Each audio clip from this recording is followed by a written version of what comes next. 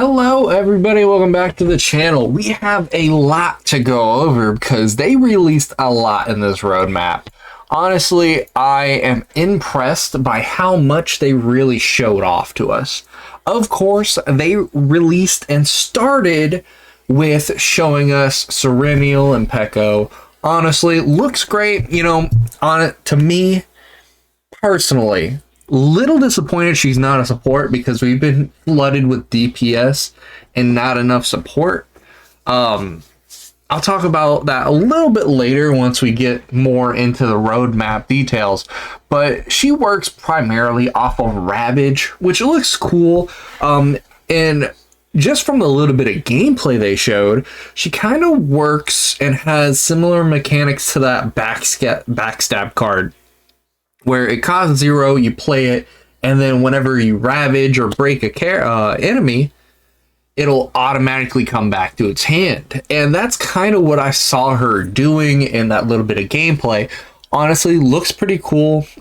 Then that's only one of her cards, so hopefully she has a little bit more variety, because we've had just straight AoE or straight single target with the last two characters.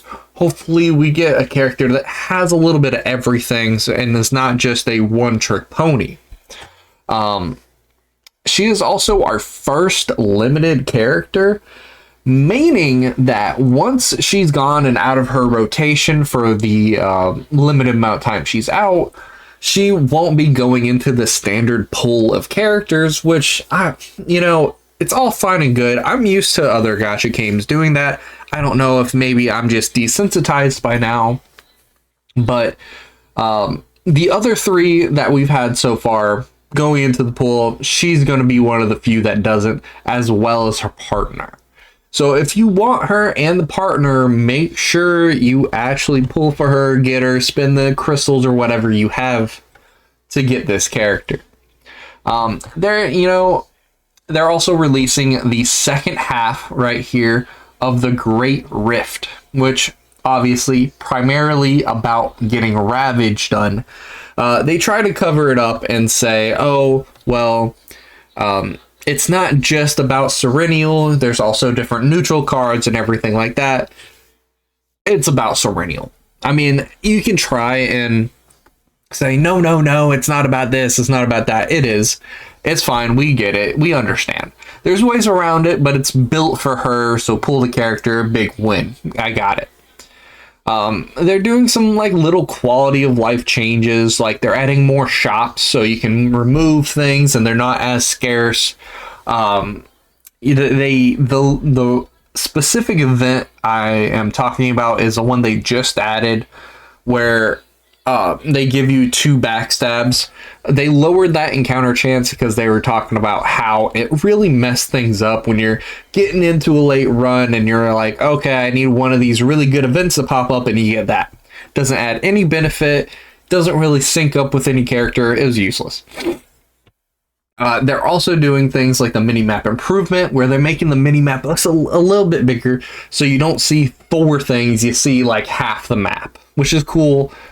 They're also, doing the whole whale thing where they're giving these spectral cubes, which you get these if you have a maxed out ego character, because you'll whaled out super hard. You'll get these so you can buy more dupes for other characters, like pay to win Omega codes. And that's essentially what that is. All right, it'll be good for other people later down the line, but for right now, it's really just about the whales. Which, more power to them. They're keeping the game alive, so not everybody has to pay for everything. They're going to be doing some more events, it seems like, to where it doesn't feel like it's just stagnant, like it's just login events. They're going to have some double drop events. For the people who kind of got burnt out, there's some return events, things like that to entice you more to do things over and over again. They're adding some lore dumps, in-depth counseling, so they're making it a little bit more interactive when people go insane and you gotta bring them back to reality. Oh, there's a gravity. And then they started talking about the new characters that were coming out. The first character they were talking about was Narja. She is going to be the first character for the new season, so she's going to be the next character right after Serenial. Super cool. I've been excited about her because she's been on the official website. I love the design. I hope she's kind of like a support hybrid type of character, almost how Cassius is. He does good damage if you build him for damage, but he's also just a support. So I hope she's something like that, because we really are in need of support characters right now. The second one we're going to have is 9. She is definitely a DPS. If you caught a glimpse of this in the full view, she has a very good affinity screen. And then the last one we got is like a child. So we got the new combatant. We got Narja right here. Looks great. Love the design. I'm so curious about like the whole eyeball and the hand and the manta ray thing. Looks great. We have 9, which is the mercenary, and then we have Hera, which I really hope she is a support at the very least. Like I'm saying, guys, we are dying. We are thirsty out here for supports, guys. We need something to spice it up. I want to use other characters, but I feel like I only have the same couple supports every time I do something. But hopefully we get some supports going. Besides the characters, they're talking about different events. They're talking about like the little tournament event they got going on. And honestly, I think the tournament's pretty cool. Besides the awards themselves, it's really kind of just, I feel like they're begging people to use the cards or see how good the cards are in actual combat. The monster cards, that is. Because the whole thing of the event is they let you use monster cards for free. You don't get to take it out or use it in any permanent aspect, but you defeat a boss, get a monster card, and so on and so forth. I think they're really just trying to show off the value of monster cards, but in reality, I don't think they have much room just because of how much they cost. I mean, 80 points is a lot to work with when you're trying to optimize, shrink your deck as much as possible, get these epiphanies, get divine epiphanies, do this, that, and the other. You don't get a lot of room for 80. Unless they're greatly increasing the cap, or they are going to reduce the amount of cost that monster cards have. People really aren't going to use monster cards. It's just extremely inefficient. But maybe they'll change their mind about that later on. This is just the initial roadmap. They have a great idea of what they're doing, but maybe they'll think about it and change monster cards along the way. Of course, we're getting new bosses, and we're getting the Spiral Tower of Screams right here. So this is going to be the new permanent game mode, along as well with the Twilight. So this one's going to be technically 150 floors, but when they were talking about it, it's really going to be split into 30 fights, because each floor, quote unquote, is a wave of enemies, and you fight multiple waves of enemies back to back. So you're really only going to be in 30 fights altogether, is what they said. So 150 sounds like a lot, but when you put it as 30 fights for like whatever couple weeks that it's out, I think it'll be fine. I think it'll be great. It's going to showcase characters because there is no turn limit on it. It's going to showcase characters that are more defensive, I think. And I think that's their whole goal, is to kind of lean in towards characters like Maribel, like Magna, to show off that they can do more and that they're actually useful characters, because they don't really shine in the only do things in 3 turns and try and blow things up fast. So, they said they got that going on. I cannot wait to play it and see how it is. But they're also doing things like revamping the Zero System skill tree. I'm excited about that, just for the fact that they're adding different things to increase the draw, to make you have more agency over your deck, right? So they're giving things like the Epiphany re-rolling, which I have been talking about forever. The Epiphany rerolling is going to be big. It's going to be massive. They're also giving you the ability to select card dupes after bosses.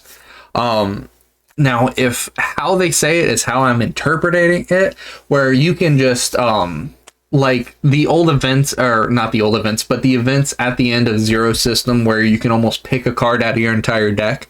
I think it'll be more like that instead of just getting one of 3 cards. If that is the case, that is huge for deck agency. And that's not even it, because in Chaos Assault over here, they're actually going to be giving us even more agency over the deck. But for right now, this is all it is. Sorry about that. My wife just came in, gave me a great little present. Look at this dude thing. It's a little sumo centaur. That is crazy. Honestly, great. Fantastic. Look at that. Look at that. Awesome. All right, so we're talking about Chaos Assault. The amount of agency getting over that we're getting for the decks. I mean, the Chaos Assault part is not it's not happening immediately. That's in season 3. That's in April. That's a way down the line, right? But the other stuff, they're slowly giving us more and more agency over the decks. That means a lot, considering that it means that we don't have to spend as much time grinding, getting burnt out. We can do fun things like the Tower of Spiral or that Chaos Assault when it gets out, and we can do things like that. The Chaos Assault is also supposed to be like a genuine roguelike game mode where you don't get to keep the deck, but you get to earn things. It's a harder game mode. It'll be something fun. You don't have to stress about making the perfect deck. You just kind of do what you do, have a good time, and just have a blast. They also are giving us options to actually talk to the divine gods themselves instead of just talking to the delegates. With talking to the delegates, you get some things, but with talking to the gods, one of the options they told us about is we'll be able to convert a card into a powerful card to help us during the fight, right? So that means you get a card conversion and it automatically removes itself, like the event that most people try to get every time on the run, where there's a little cage and everything. You convert your one card to the vial, and then at the end of the run, it removes itself for free. So it's only like a 10-point cost towards your deck. You can get that kind of same thing where that card's actually useful and have it increase your chances in the run instead of just purely weakening yourself. But things like that look great. And, let's talk about the big elephant in the room. They're talking about doing balance changes. And the 2 characters they specifically brought up are going to be Tressa and Cassius. Which, yes, I know. That was bothering me. Yes, I know. A lot of people are loving the crutch of Tressa Cassius, but they don't like how it's just become the main thing and there's no diversity, which I agree with. We need diversity in the game to play other characters and not just rely on these 2 characters the entire time. So hopefully they rework them in a way that doesn't gimp them in any way, but makes them more independent and not relying on the infinite loops and being able to do more and more. Like I said, the Chaos Assault, they'll give us save data tickets when we finally get to that. And they're talking about changing, like if you duped one card, but you wanted to dupe another, give you that change. Or if you got the wrong epiphany, you could try and change that. It's like an afterthought tool. Like with the season 2, it's more of like a during the chaos. This one's an afterthought tool. You'll go through the Chaos Assault, do that roguelike game mode I talked about, get the tickets, and change them retroactively, which I think is great. Another system I was kind of interested in, they didn't really go over it that much, but the corruption mode right here. The corruption mode sounds cool because it's almost like they're making alternative cards for some underused characters. The example they gave were Hugo and Orlea. Now I know Hugo's not underused, but it's more so giving them a different variety. Because I think this is a picture of Hugo and he looked like he going wild. And it was Hugo, Orlea, and I think they are just experimenting a little bit. That's why it's so far down the line of just changing a couple different cards in their system, or maybe even changing what they're completely based off of. Like Hugo's based off of those follow-up attacks, doing a bunch of them, hitting hard, getting bitches. You know what he means. But maybe they'll make it so instead of him doing follow-up attacks, he's the main damage dealer in the fact that he doesn't do follow attacks at all, but maybe he goes into a more feral state. So instead of, sending out his lightning dingoes out there, he's actually just going in, clawing things up, maybe going into like a werewolf thing or something like that. I don't know. And maybe instead of Orlea, summoning the little things, maybe she gets permanent cards and they get more powerful every time they're used or something like that. Or instead of retaining effects, maybe she gets retrieve effects. I don't know. Maybe that's what the corruption mode is. It's just changing their play style and making things fresh. So I think I'm excited. I'm excited to see what they do because I have Orlea. I have E1 Orlea. I got 2 dupes almost immediately upon making my account. So I'm excited. Hopefully, it's something cool, man. Something good. Now, the last thing I want to talk about is this right here, the Purification Protocol. So eventually down the line, and I'm thankful that it's in Season 3, because down the line, this Purification Protocol right here is going to be another in-game mode. And you're not going to use 1, you're not going to use 2, but you're going to use 3 different teams to beat this gameplay mode. And I'm wondering how it's going to be working, whether it's going to be unlimited time like the Spiral Tower Screams, or if it's going to be limited, you can only do it in like 3 rounds like the Twilight Abyss, something like that. But I'm excited that all this gameplay right here, it's so much. All the quality of life I didn't talk about. The characters all look great. And I think they have listened to so much of the feedback and they have implemented it so fast that it's honestly jaw-dropping. They have done so much in so little time, put out a roadmap. Like this stuff right here was going to happen no matter what, right? So all these changes were already going to happen. From here onwards are things that they are planning to implement, and they've had plenty of time, or they have plenty of time to change it up in the way that they're thinking.